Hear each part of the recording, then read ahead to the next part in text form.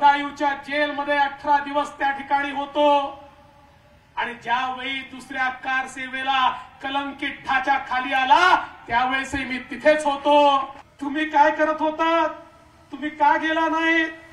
त्यावेळी तुम्ही निसर्गाची फोटोग्राफी करत होतात, तेव्हा तुम्ही चित्र काढत होतात.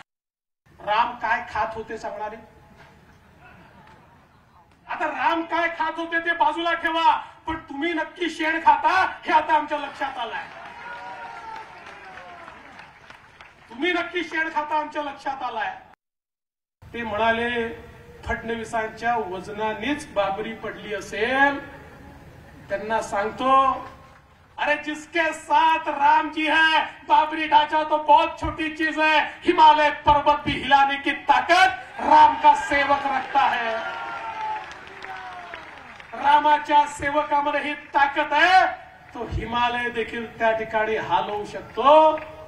आणि म्हणून हे जे राजकीय हिंदू आहेत यांनी आम्हाला हिंदुत्व सांगायचं नाही. आमच्या नसा नसामध्ये हिंदुत्व आहे, नसा नसामध्ये. अरे खून की हर बूंद में हिंदुत्व है.